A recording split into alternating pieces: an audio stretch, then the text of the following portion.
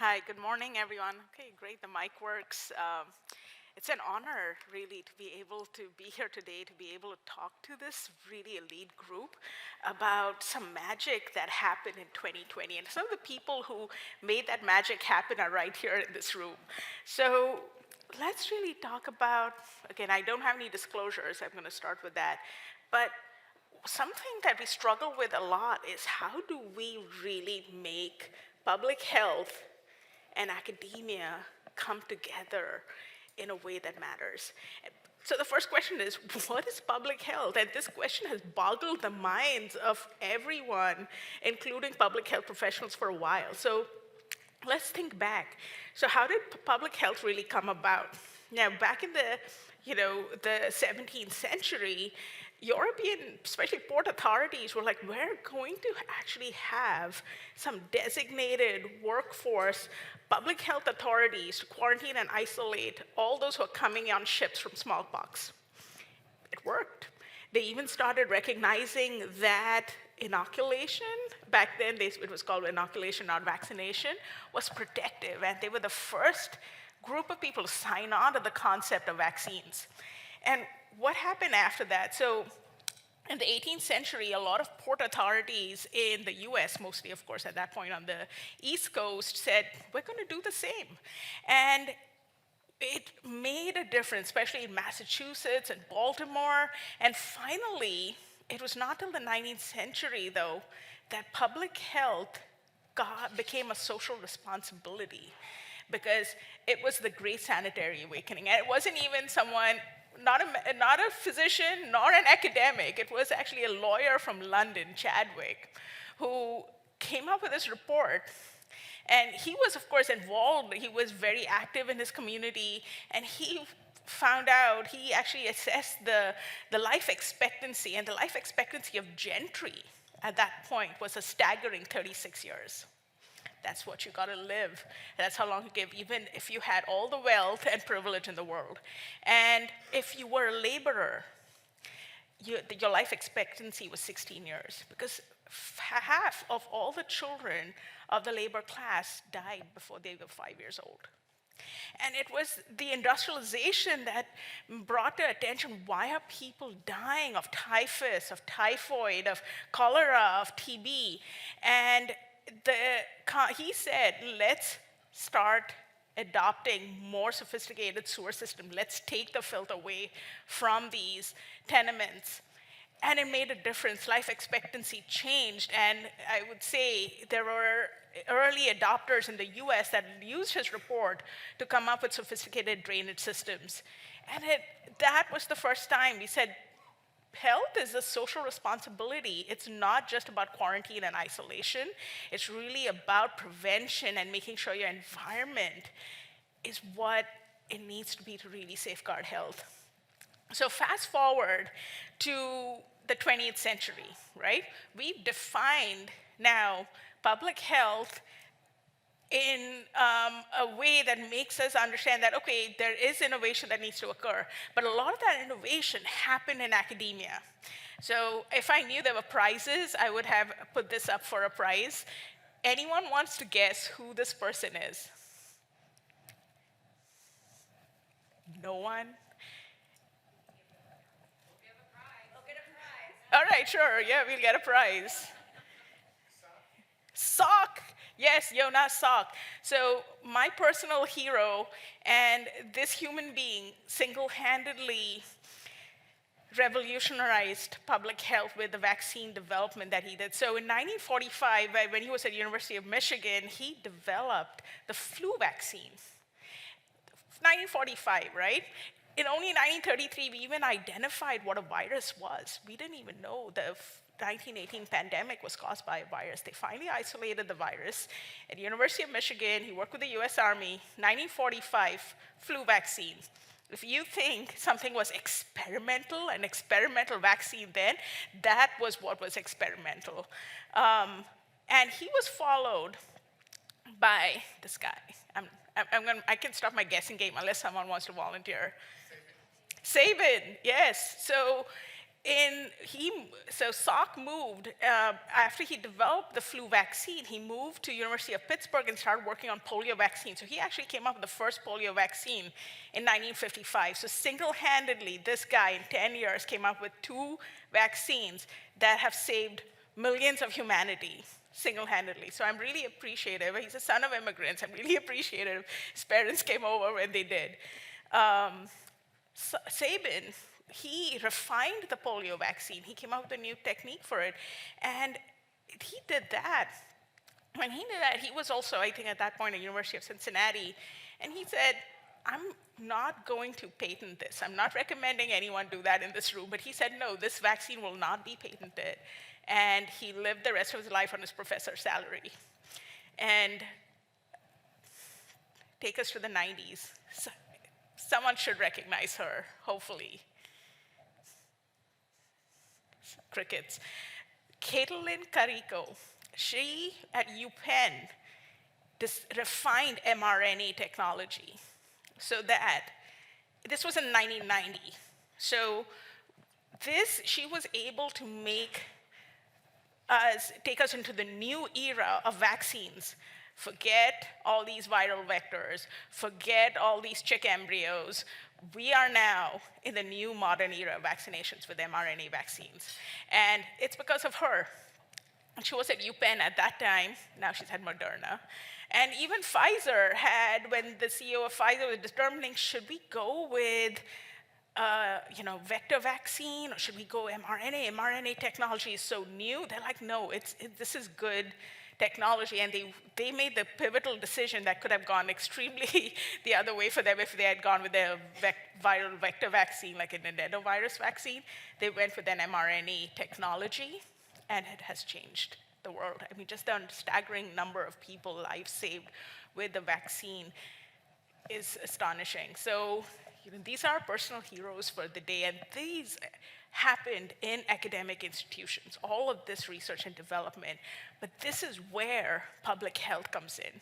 So this was when the 1976 flu vaccine, the swine flu vaccine drive took place.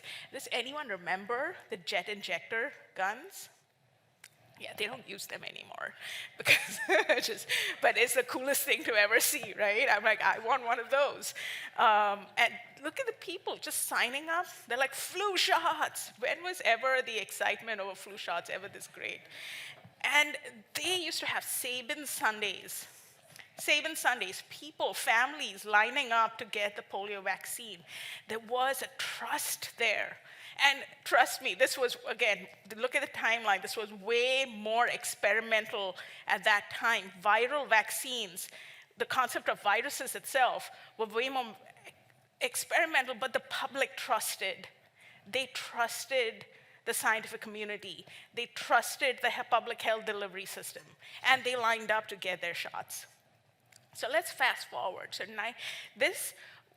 So Wheeler and Clausen are faculty at University of Kentucky, and they put out this position paper.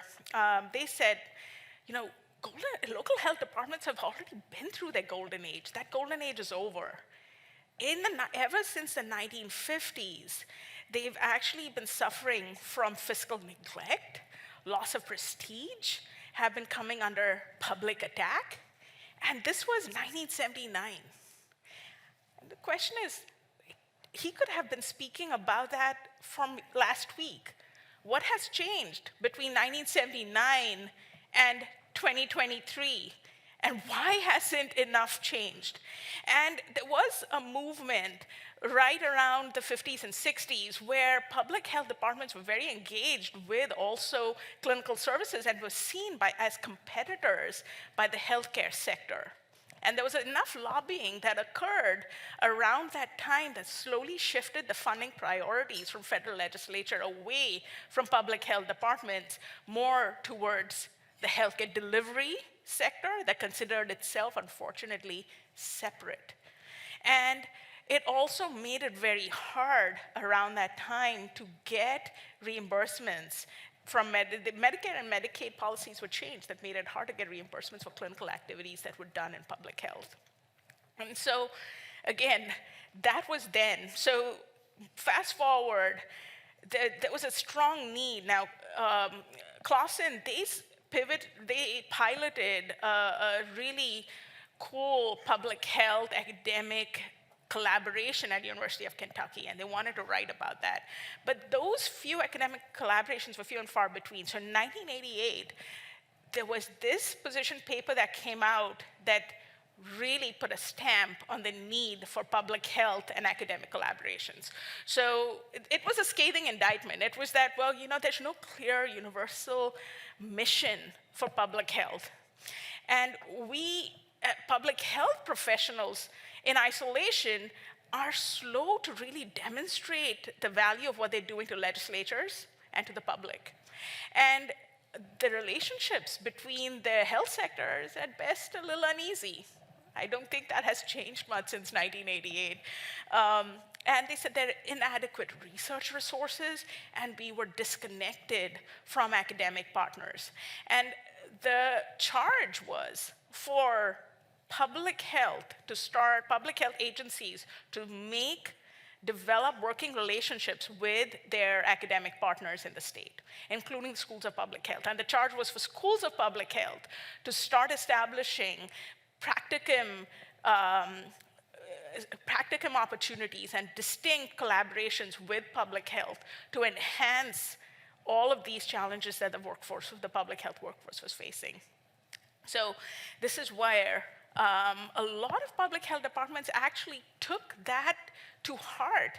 And you will hear them reference that IOM Future of Public Health paper when they say this is why we need to do this, even the decades later. And this is the challenge, right? What's the ideal service model between public health and academia? It has to integrate three components: service, teaching, research. And where public health systems are good at the service sector, academic institutions, this is not their wheelhouse as much.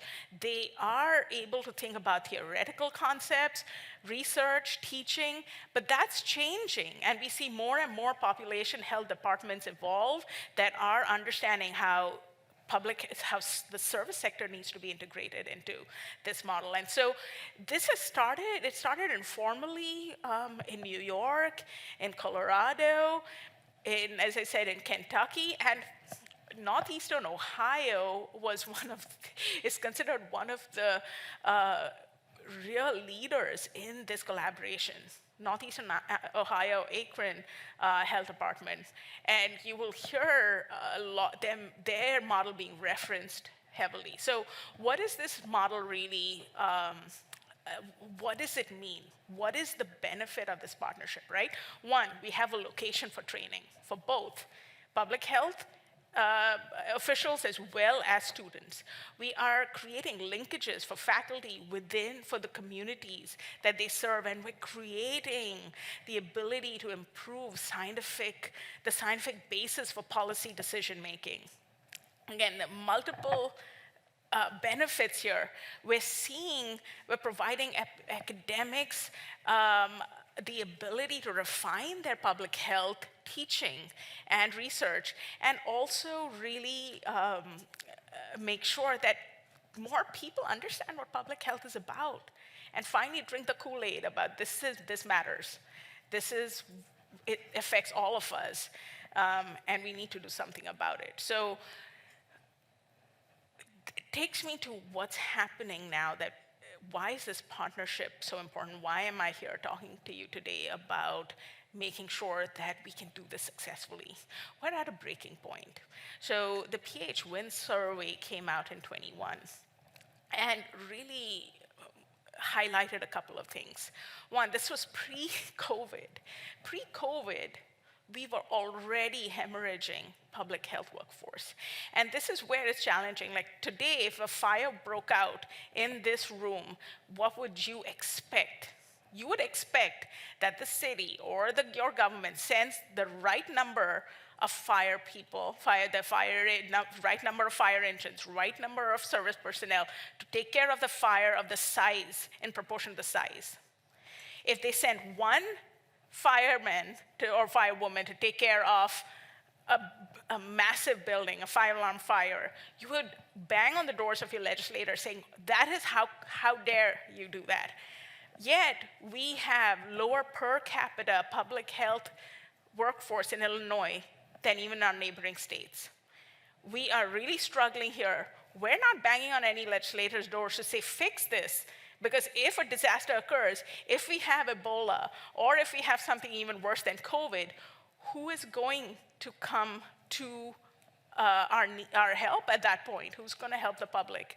And so we really need to think about how do we really make the case for public health workers? How do we increase our expectations to fix this hemorrhaging that's been occurring even pre-pandemic? And so when they looked at who are we losing, we're apparently losing those who are just graduating right now, those with less than 5 years of experience, those who are young, less than 35 years old.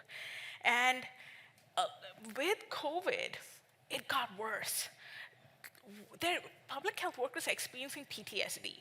And I can tell you, every time I hear something like, okay, someone flew in, there's possibly like a potential MERS outbreak, they're coming in, my heart rate goes up against it. I don't know if we can deal with this right now.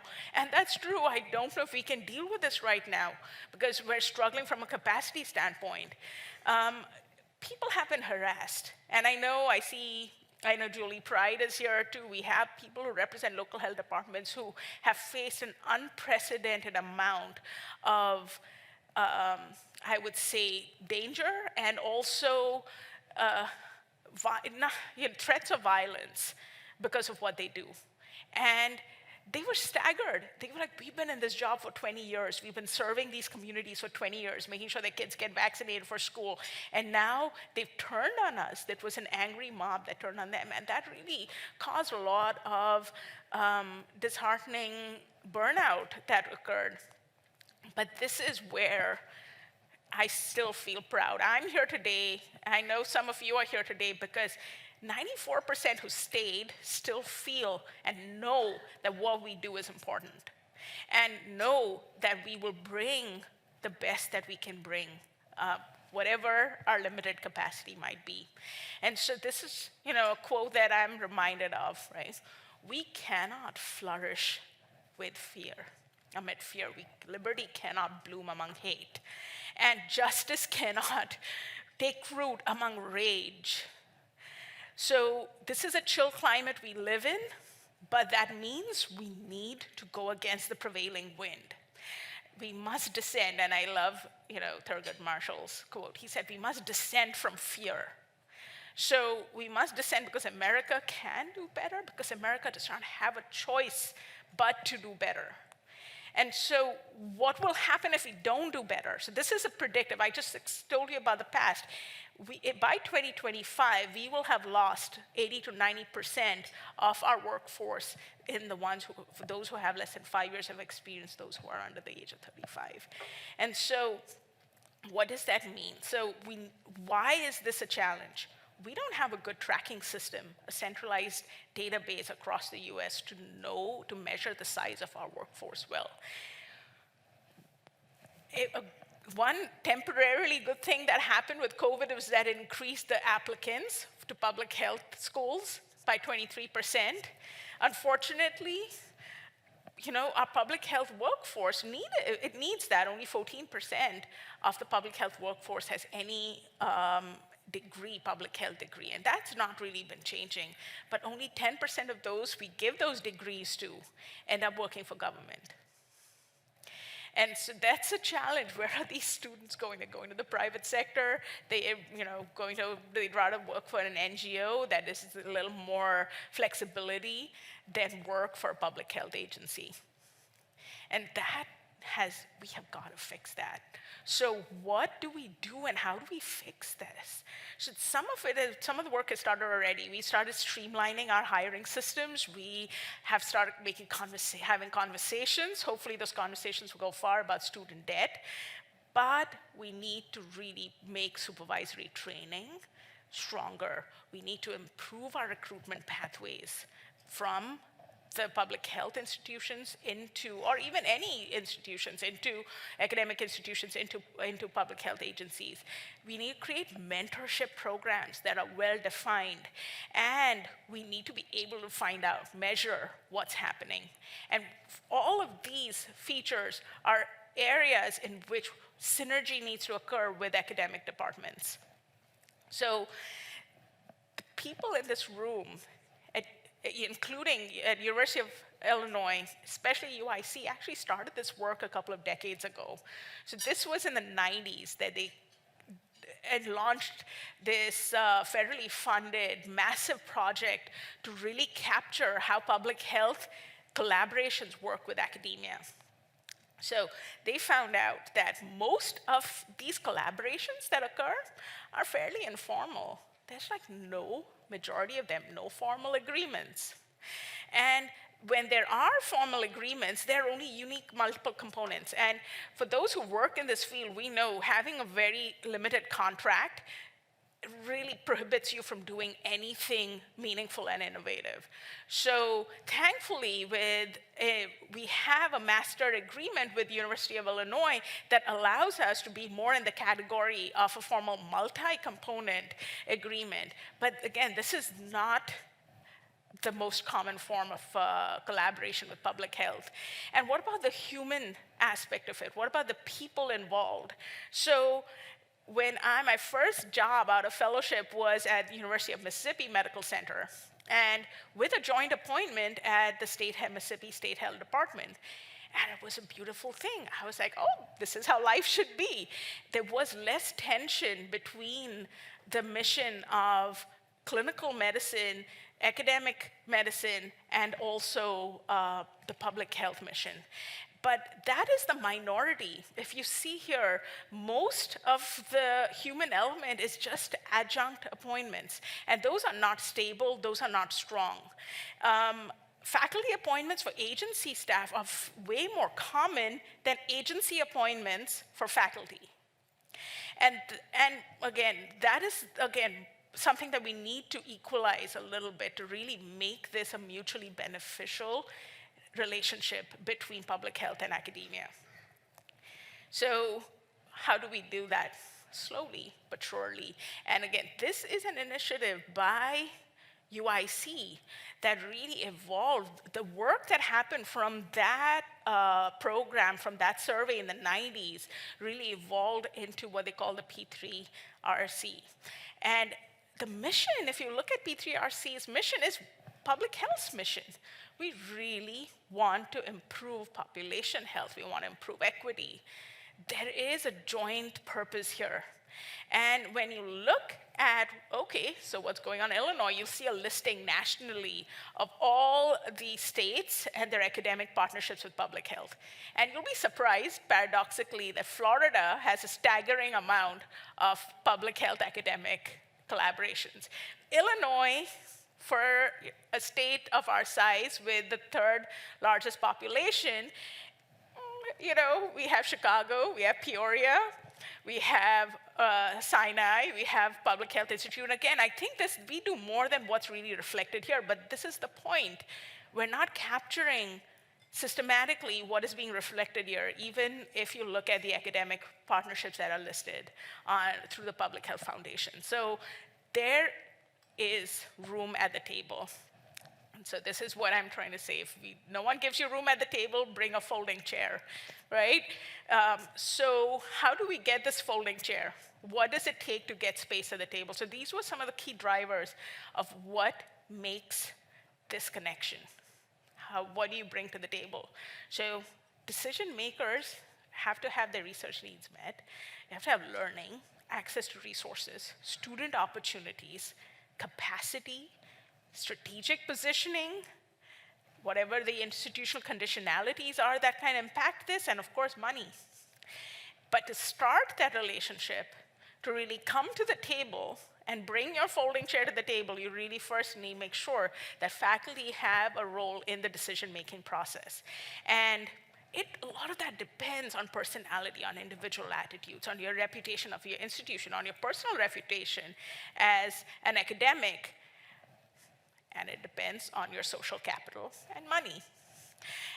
Keeping that relationship alive once you've created it depends on two things: mutual trust and mutual benefit. And I have sat across from colleagues who've been so disillusioned by some of their experiences with academic health departments that they feel tainted. They say, they don't really care about the mission, they just want their publication so they can get their promotion. And so when I hear that, it's like, well, it's hard to convince someone like that to then sign on to forming a collaboration with an academic institution. So the question is, how can there be mutual trust, mutual benefit, and make sure there's sustainable funding? This is what happens when those relationships go bad. These are those drivers, of course. One big thing, we've all experienced it here, champions leaving. The champions leave, or if it's a solely transactional, not a vision-based relationship. When that transaction ends, the relationship ends. And then there's I mentioned that before, there's that limited mutual trust. They don't trust that the academics, the public health agency, the academics they're working with really have the mission in mind. They think there may be more selfish motives involved. And for the academics part, they probably believe that they will be taken advantage of and made to do all the work without actually getting any of the credit. So that limited mutual respect needs to be addressed up front in all these relationships. So what does IDPH really want? We want that synergy. So those who've heard our director talk about what's the unified vision for health, this is it. We want public health and healthcare, not just academic medicine, to really start coming together again. And that means we focus on health equity, we focus on disparities, we focus on building partnerships, and making sure there's an elite strategy involved with these partnerships. So this is about evidence-based policy making. We get slammed a lot for making policies that are not evidence-based, that are not scientifically driven.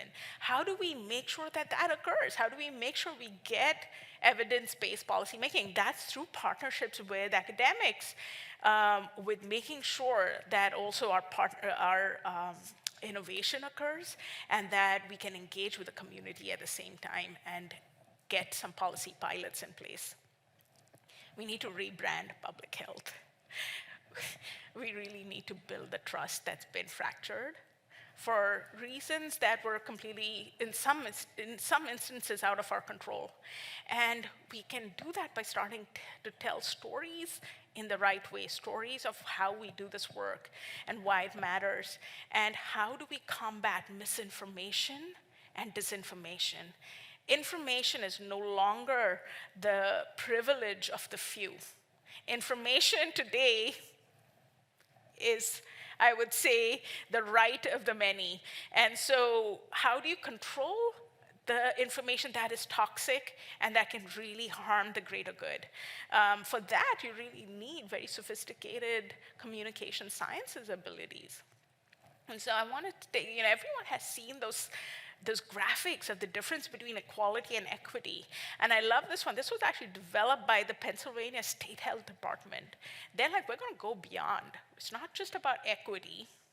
It's about justice. So it's one of those, child, spot the difference in the picture. What's the difference in that between, if you can see the justice, you're actually not just making it easy to access the system, you're trying to fix the system. You're trying to straighten that bending tree, so that if you can address that, you can maybe even give back and help the system that you're trying to access. So how did the magic happen that brought us all in this room together? So SHIELD is something that is a way that academia and public health came together and magic happened. And so let's talk a little bit about that magic, right? So this occurred during the height of a pandemic. We needed massive amounts of testing to occur fast. U of I said, we have the technology, we have the capacity that even our labs didn't have. And I see, Justin DeWitt and our former director, Dr. Ziki, they said, okay, let's make this happen. And so what we got was, again, remember, there has to be mutual benefit. We were able to provide our service at a time of need. And U of I was able to get a stamp on innovative and novel technology, and also get sustained funding for this technology. It happened fast. So this happened in less than 6 months. They were able to get mobile and on-site teams available, and I see Charles Williams here, so a lot of this happened under his leadership to secure the supply chain, make sure there's a statewide transportation network. And again, researchers in the lab are not thinking, they're like, oh, I want to make sure my PCR is a very strong competitor for all the PCRs out there. There's good validity, there's good sensitivity, good positive predictive, negative predictive values, but we're thinking, how do we get it out there? What's the supply chain? What's the transportation that will require to get someone from a lab to a school to the result, making sure the community gets the results on that, and making sure, again, it's protected. Make sure the HIPAA compliant networks around this whole system were designed well. And 10 CLIA labs worked together to make that happen. What did that result in? 7 million tests in Illinois as of this month. Almost 2,000 locations, businesses, colleges, community colleges, schools, early childhood education centers, that means daycares, government agencies, healthcare centers, all where we were able to deploy SHIELD and our other services through multiple venues such as this. SHIELD was able to bring our agency costs down. And that meant we could use our funding for other things, such as air purifiers, and use things for, be able to scale it up. We weren't just burning through our funding immediately. And so this resulted in us being the 5th in the nation for PCR tests. We were 2nd in the nation for the number of tests we could do every week, after New York. We've had so many students tested. So this is the unspoken benefit. Students being able to do the test to stay and being able to stay in school because of test to stay. We help support the workforce. This nexus, and I say we, it means not just IDPH, but UIC and SHIELD, 325 employees, over 1,000 contractors.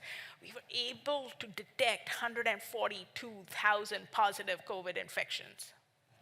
And this, to us, is what really made the difference. These were potentially lives saved, transmission interrupted, access to treatment, and we received honorable mention for this work.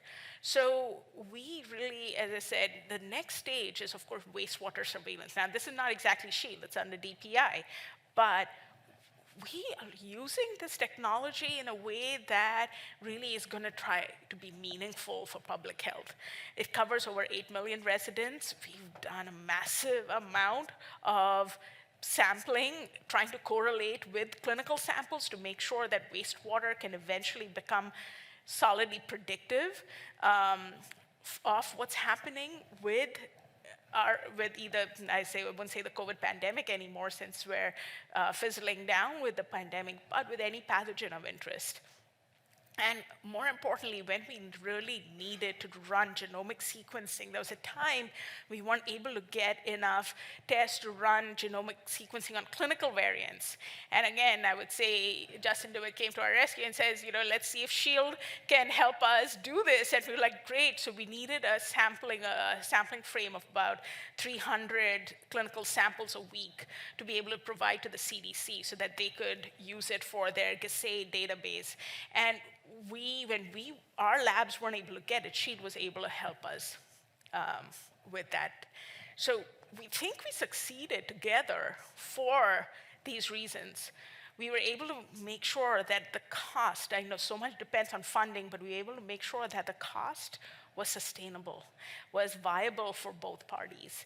We were able to make sure that there was a logistical success with a statewide turnaround time on the testing, on making sure supply chain, all of that worked. We were able to make sure that the information we got from there really informed guidance, especially test-to-stay guidance. And I see Judy Karoff, who worked a lot on our test-to-stay guidance and our school guidance. And we were flexible.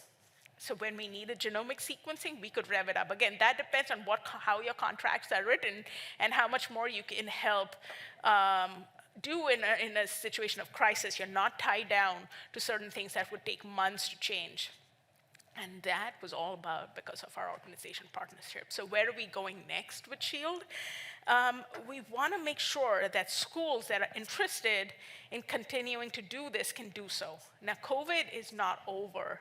COVID is just, not as aggressive as it used to be, but there are still people dying of COVID this week, every single week that we're talking, we're going to be here. And so, sorry, let me go back there. And so we really want to make sure that especially our children have access to this testing, that we can support any increase in test to stay if we start experiencing that, and that we can increase the time supporting our outbreaks, especially in schools as well as in the community. And there are, we're meeting with our all leadership is coming together to really talk about some exciting future steps, like what is going to happen next. I was very excited when U of I and Rhiannon showed us this thing. We had no idea all of the work that was already happening. So these are the ongoing joint projects with the state, not just our agency, as well as U of I. We have they're involved with Health in All Policies. The Health in All Policies initiative started sort of a roadmap for a practical experience, applied practice experience within our state health department. They helped us with the Healthy Illinois survey. They provided technical assistance for COVID, including consultations early in the pandemic. There's work going on for West Nile as well as tick-borne surveillance. Maternal mortality review is happening with the School of Nursing, where they look at all the cases of women who have died as during pregnancy or as a consequence of that from a pathogen, from something preventable, and what we could have done to avoid it. We're looking at healthcare transformation, and this is something that's really interesting, because I remember sitting across from people from U of I talking about what if we start launching micro-elimination projects across select communities and being able to measure the impact of that. One micro-pilot could be even improving life expectancy in a certain vulnerable community and seeing if we can make a dent there. And this is something that's happening with DHS, looking at state-run psychiatric facilities and making sure that mental health, which has come under tremendous pressure, especially during the pandemic, gets addressed in a formidable way. And finally, again, this is not an exhaustive list. This is just something that, a list of things that I find that are really important to highlight. We're really looking at evaluation and impact analysis. What's happening with all these healthcare programs that we need to start scrutinizing a little more robustly. So this is where magic happened, but this is where magic can still happen. And this slide excites me the most, because we can really expand wastewater surveillance to look at things we haven't looked at before. Polio, hopefully never, Ebola, but drug-resistant pathogens. Use wastewater for areas that we don't often have a good clinical correlation of, or surveillance, a clinical surveillance system. Modeling and predictive data analysis is an area that we need a strong synergistic partnership with academics for, and also impact analysis, including cost impact analysis. And I was really relieved to find there was someone at UIC who could help me do cost effectiveness, cost impact analysis, because this is an area that we needed help with. We need support for our state labs, bar none. And there are lots of people, researchers in this room, who can relate to that. We want to think of public health as a space for entrepreneurship. We need to communicate better. Our entire programs will make or break on how we understand social epidemiology, how we understand the psychology of the human mind in reacting and responding to the messages we put out there in today's climate, and we need to learn how to do that smartly. And we have to learn to educate our students in this way of life. So one other thing is telementoring. So we've started, the state of Illinois has invested state budget into telementoring, not just telemedicine. And that means, so Charles Williams has a project where he's working with UIC to mentor, to telementoring for lab personnel in the lab to understand the scope of some of the needs that are required.